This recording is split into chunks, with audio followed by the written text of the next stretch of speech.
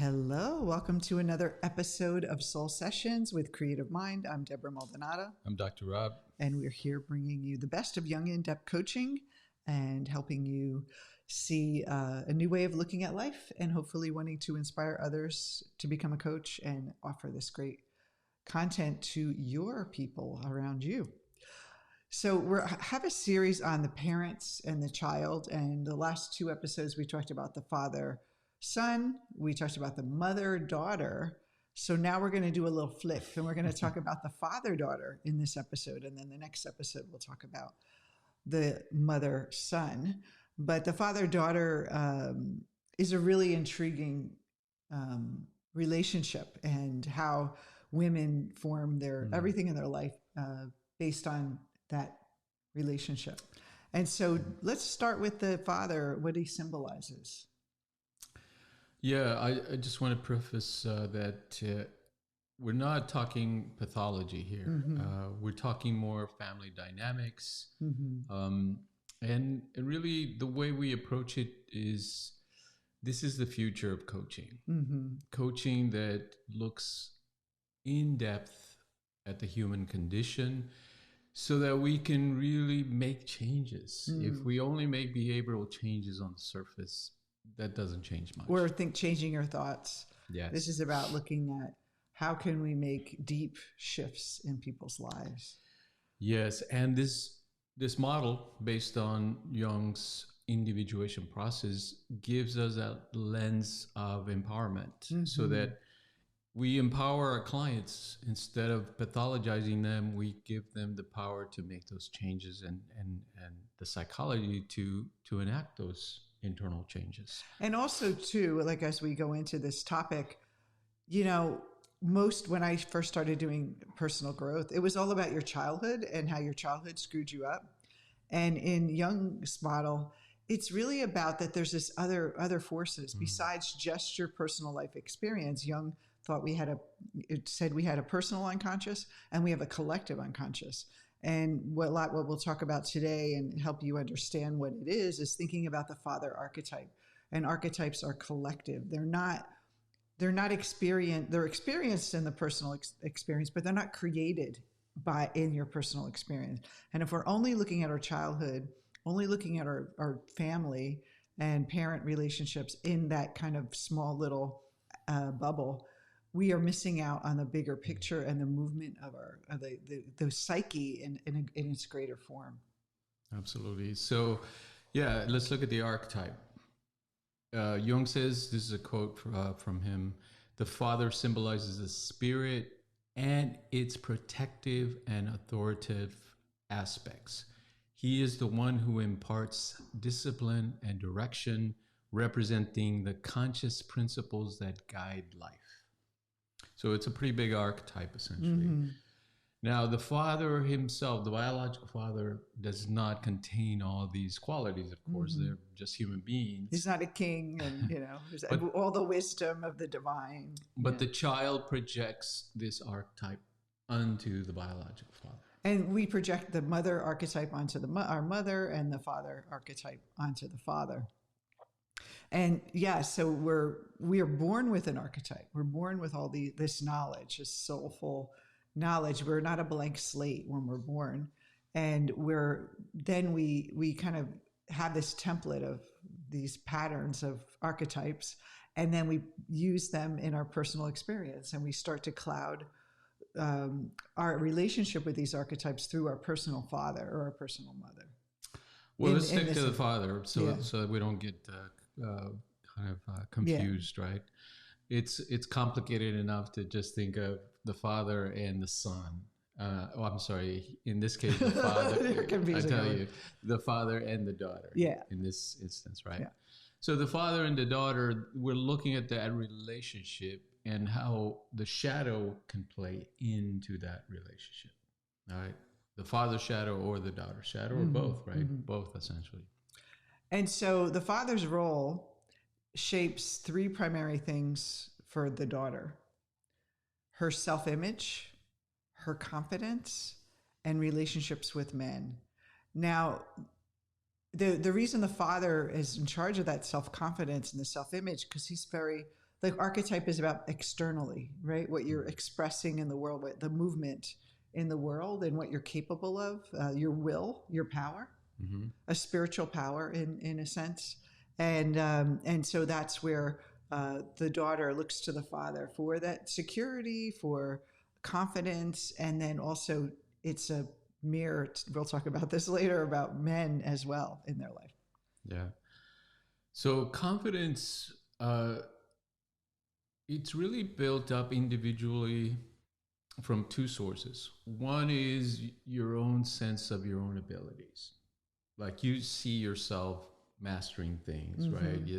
There's a problem, or you go to school and there are these learning challenges, and you see that you can manage a lot of these things, and that there are limitations to your intelligence or your abilities. And that's a good point, because a lot of people think confidence, and I did too, is about you feel good about yourself, but how you feel good about yourself is that ability to be self-sufficient, to be able to do something, achieve something.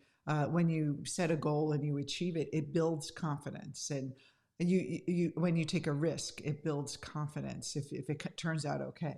If it doesn't turn out okay, or you don't feel capable, it kind of diminishes the confidence. Yes.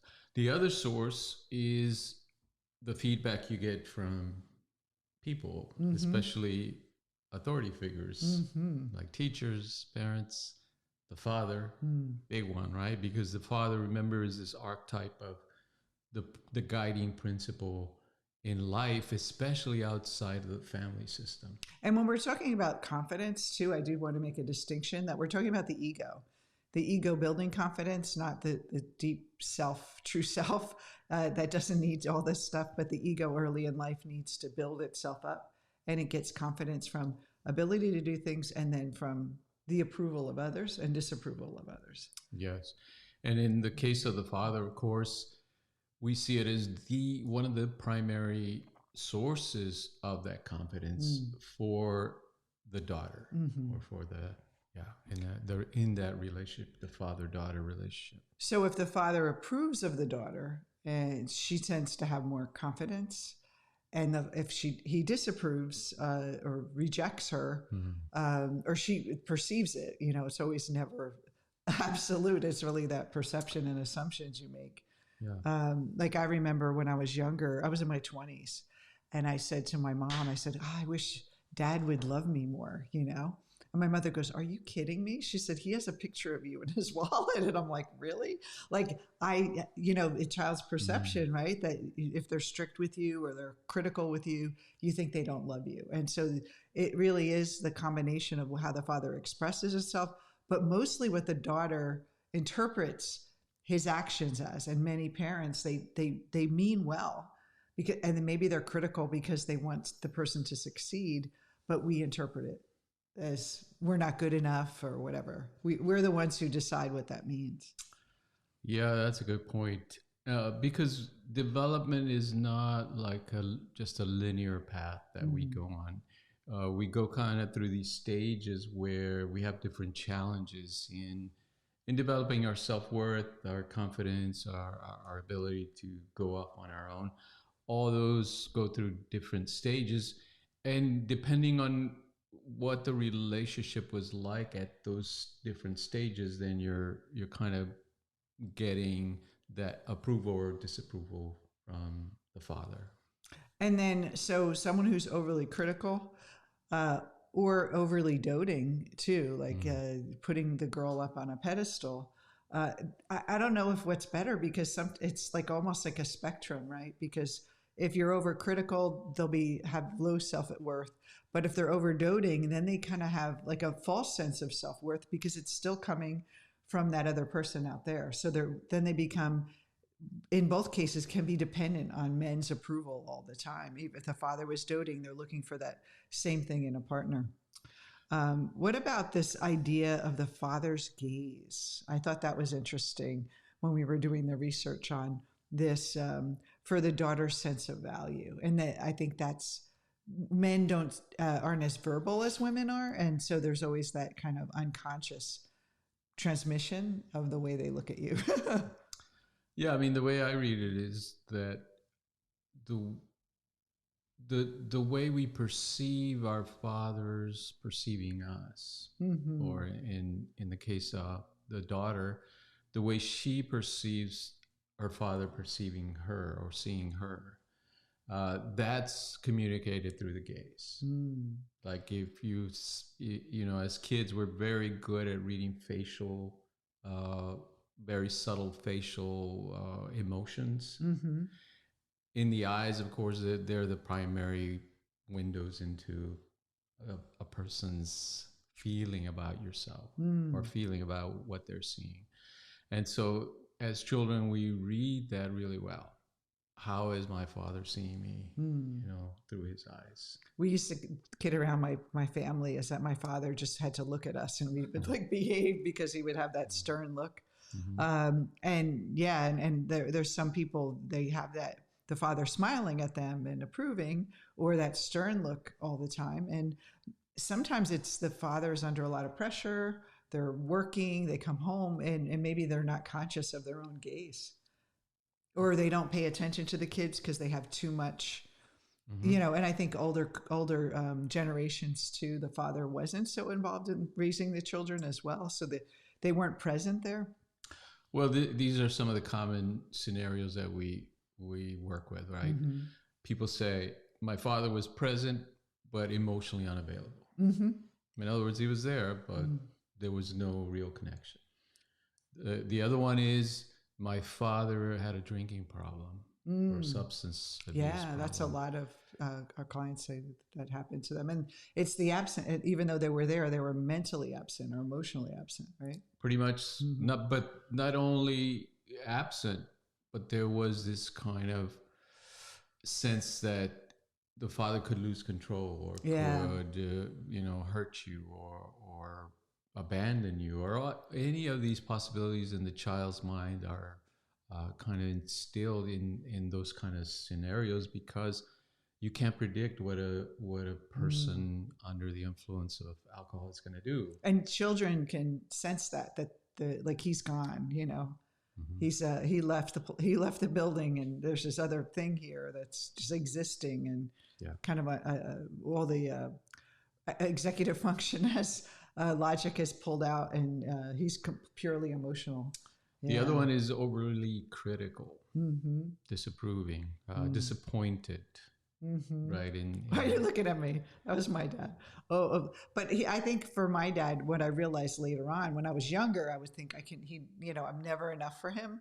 But he was always like wanting us to excel, you know. I mean, it came from and I think a lot of fathers, if you asked your father, they are critical because they want you to excel, maybe be better than they were.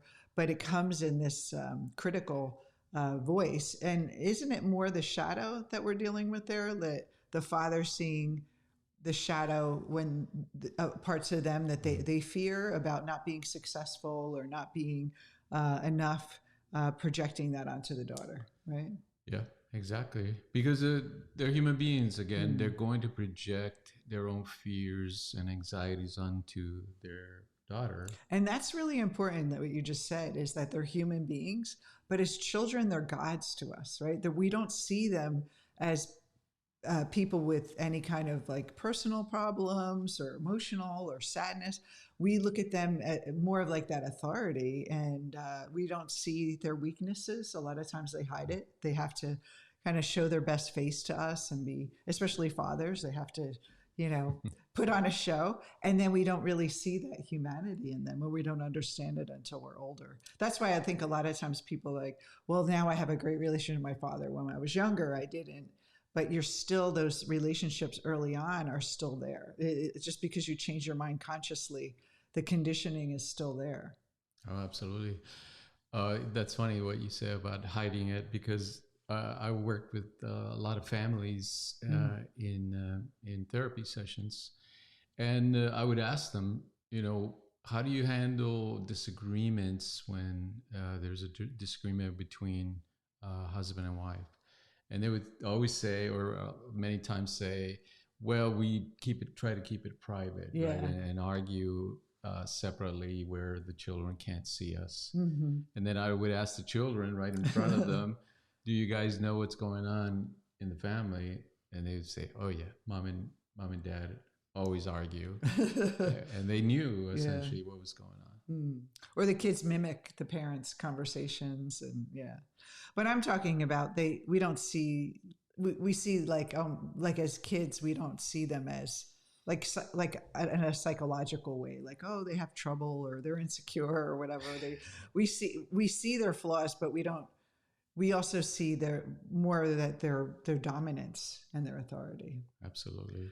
So the disapproving father, right, impacts the daughter obviously in a powerful way, and then that plays out in their self-image, their confidence, and the way they see potential mates.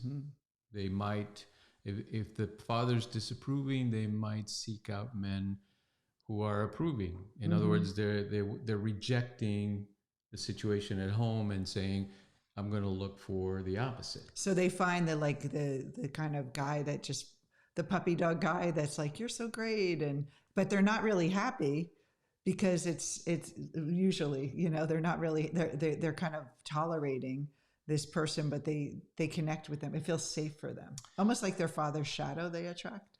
Right, because anytime you make decisions out of pushing something away, like running away from something, you're going to end up either very unhappy or attracting it into your life. And then the daughter will adopt the critical nature of her partner, the puppy dog guy that's like, you're so great, honey. And she turns into more of the father's persona and the criticalness. I've seen that happen. That's another aspect of it. But my father was critical, and I rejected nice guys because I thought they were weak. And so unconsciously, when we think about the father archetype, you said it represents, this authoritarian, protective aspect. So even though he was critical, I saw him as strong. He was a strong man. Like I never saw him weak.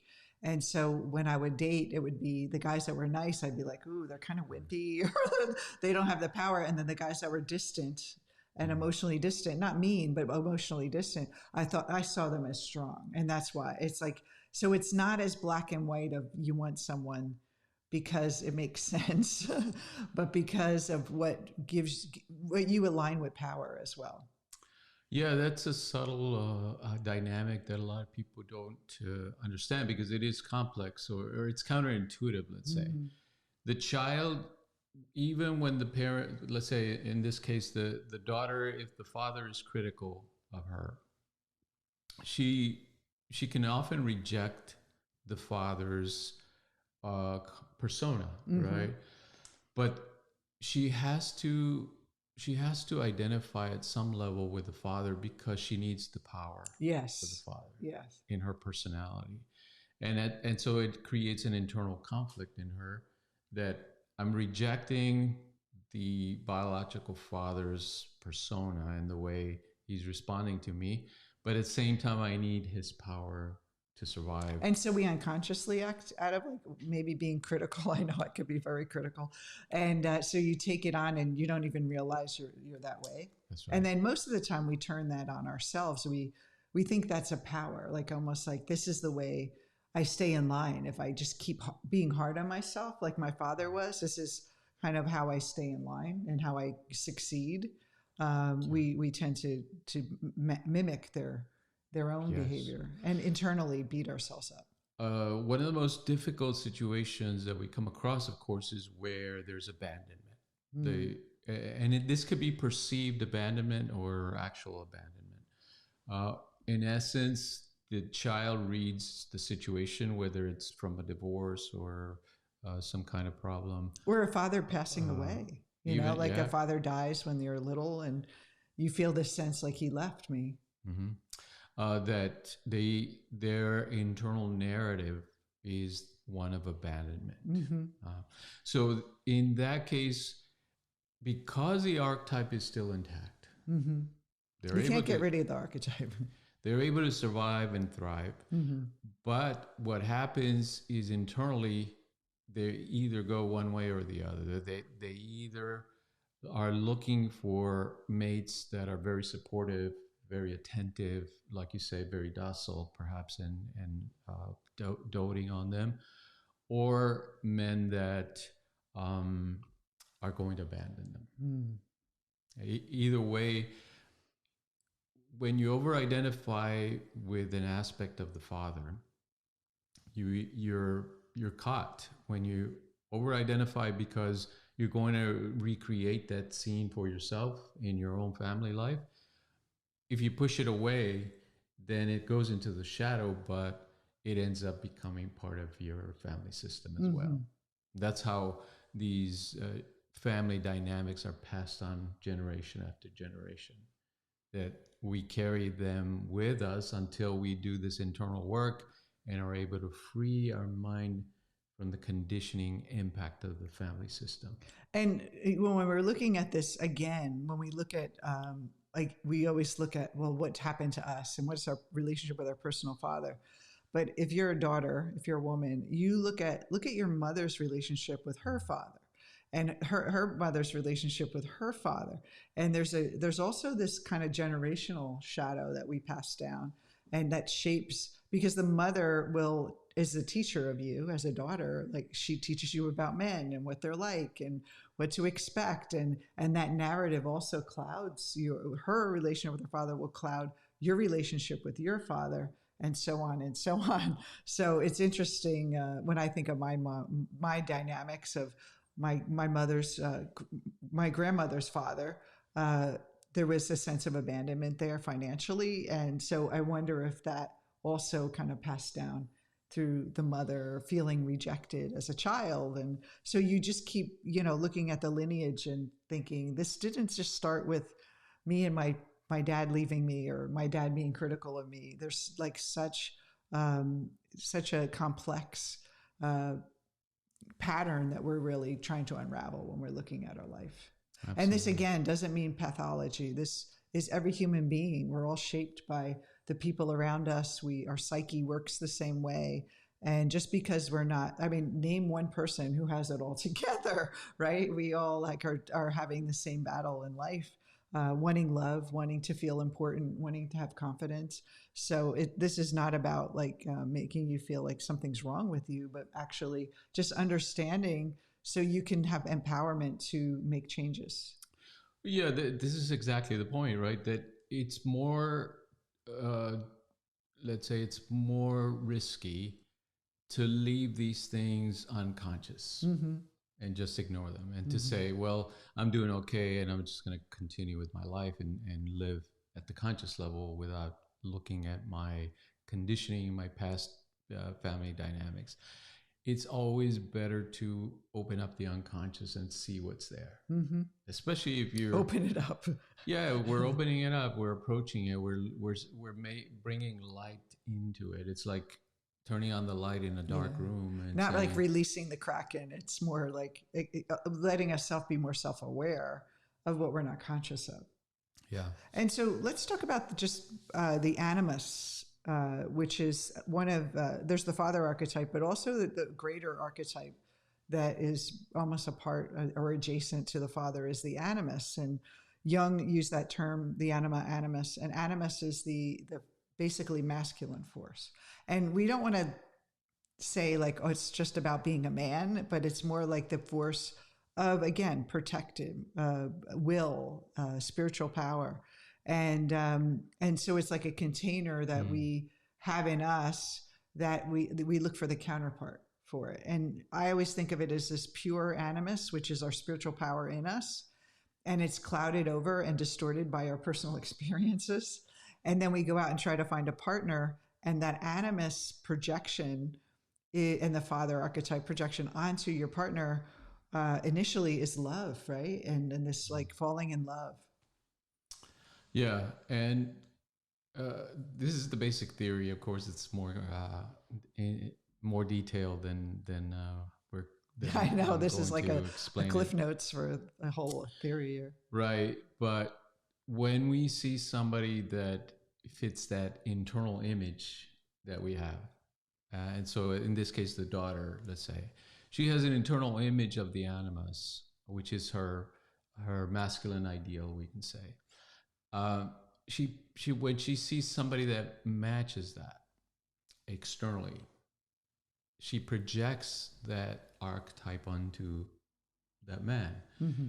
And she experiences then the power of the archetype, which is very powerful. It essentially transports you into another dimension, into the Garden of Eden, Mm-hmm. some might say, or to an ideal place of feeling and emotion and open. That's where the unconscious is open. Essentially, you're experiencing aspects of your true self, but it's a projection essentially. So you're seeing like this spiritual power, your own spiritual power projected onto this person, and not realizing that you're seeing it's within you, and you're thinking they're coming to save me. They're the one who makes me feel this way. But we're really activating this animus as a woman, and then that doesn't last though, right? It's like that period of falling in love does not last, because of ultimately the projection of the shadow and the father archetype starts playing into the relationship. That's a good way to put it. Yeah, it's as the projection starts to fade and you start to see the human being behind the projection, then those shadow elements that you're carrying from your family dynamics, and in this case the daughter, her relationship with her father, whether she accepted aspects of his persona or rejected them, begin to play out. So let me just clarify and ask you this. We fit together like puzzle pieces. I always say that. And so unconsciously, that pattern of the father relationship and her personal kind of distortion or assumptions about herself and men in the world lead her to be attracted to a person that matches that picture, even though initially she may see their beauty and their glory and their wonderfulness, and then they turn. It's like they were always there, or they'll end up playing out that way, or is it that whoever it is will end up playing out that role? That's my question for you, Rob. Well, I think what comes first, the animus or the conditioning? You know, when you're attracted to someone. Yeah, I think it can be both at the same time, right? Oh. Because we come kind of in these packages, and we're experiencing everything that is our mind in the relationship. So there's an aspect of us that has the pure animus, divine power, and there's an aspect of us that has the personal conditioning around it, and then that package attracts that person. But that's why initially we do feel that, because there's a part of us that is connected to that power. So if you've ever been in love, even if that person broke your heart, you're seeing yourself, you're seeing that love in yourself, your hopes and dreams for your life, right? Your ability to have like authority over your life and the power. And most people can't really live up to a lot of that. Well, what it is, I see it as it's an opportunity that life is giving us. Yeah. When you fall in love, right, it's saying, here's potential for growth, here's potential for love, for developing those things. Mm-hmm. A lot of people think because it feels like it's happening to you and that it's coming from the other person in a way. Right? That person's doing this to me, or that person has this magical quality that makes me feel this way. Yes. Right? Then people get confused and they think, well, it's just going to happen. It's just going to last on its own. And, you know, this is going to be the rest of my life. And of course, that's unrealistic. It doesn't happen that way. You have to now actively cultivate it and participate in your own growth and the growth of that relationship. And that's where people go wrong. They kind of think it's going to last because I have this incredible love for this person and it's just going to take care of itself. And of course it doesn't. We need to cultivate it very actively. And for me, I was always disappointed or heartbroken in my early days. And is it that it's almost like you have hopes and dreams for a person, that animus, but then it plays out that I'm not enough. again, like that's how I perceived it, was that was not enough, versus that person wasn't probably good for me, like, but I felt the rejection. So when someone's who's rejected in relationships, or a woman's rejected, or a man, they're looking really at their own, just, instead of making a decision that, is this a good relationship for me? It's more like, I just need to feel loved and accepted. And we end up making a self-fulfilling prophecy. If we don't have a love and acceptance in ourselves, it's going to be impossible for us to perceive that in another person. Yeah. So one of the ways Jung defined the animus in a woman was her readiness to relate in a loving way with her mate, right? Mm-hmm. Her relationship. That readiness, of course, is impacted by her history with her father, mm-hmm. and her relationship with her father. Especially the early years, those really imprint in the unconscious mind very powerfully. The work is about then examining those early years and the relationships, not to find pathology, but to blame. Yeah, or blame, but to find what were the messages that imprinted in the mind, mm-hmm. that now are being played out in the relationship with the husband. And also, too, I find the way the mother relates to the father. The daughter, since she absorbs a lot from the mother as the female in the relationship, I think obviously we're talking about straight relationships here, but it's she sees like assumptions around how her mother has confidence, how her mother has reacts to men, and so there's a part of that too. That she learns how to respond to her father by the way the mother responds to the father. Yes, and the saving grace in all of this is that because these are archetypal images and patterns, you can always change them. Yeah. But you have to become conscious of them, and you have to be aware of kind of the true nature of your mind, meaning that you're not the persona, you're not your history in essence. You're not your personal history. You are something much more deeper, which Jung called the self. Which is where we look at, from the Jungian perspective, we look at the ego has all those conditioned responses, but that's just a tiny aspect of who you are. And through individuation, you get to understand there's this whole wealth of information and wisdom within us, and power that we have access to. And so it's not just about, I call it rearranging the furniture, like forgiving your parents and setting boundaries and picking better relationships and watching for red flags, like a lot of the dating people teach and relationship coaches. It's really about individuating. So if you know who you are, then you can find someone who matches who you really are. And that's going to be a lasting relationship. Like you always say, if you don't know your own soul, how are you going to find your soulmate? That's right. And for me, that was the key. It was like finally obsessing and trying to work on my father issue for decades. And when I finally saw, and one of the things that we suggest as a first step is really accept and acknowledge your father's humanity. And when I realized that he's just a victim of his own conditioning and his role, that he's a human being, and humble, like, just humbling him to take away this like hard, look at that person, everything starts to shift, because then you could start having compassion and stop feeling so stuck and feeling like everything is about you, like it's something reflective of you, and you see that it's just a pattern and there's like a bigger picture going on here.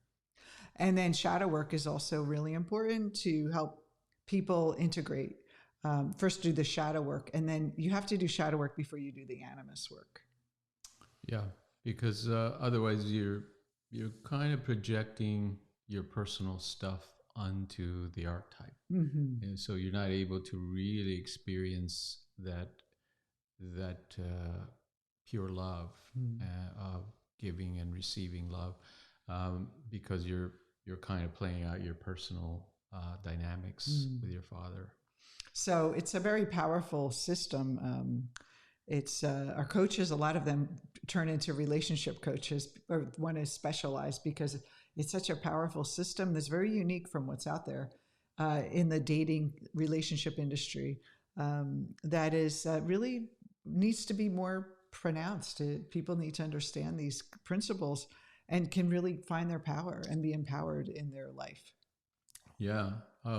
People that undergo shadow work, they report that it even changes their relationship with their parents because even if they're not actively participating in the process, once you change and once you change those internal dynamics in you, that changes the chemistry of the relationship, and people are able then to communicate in a much freer way with their parents, and of course with spouses and potential mates.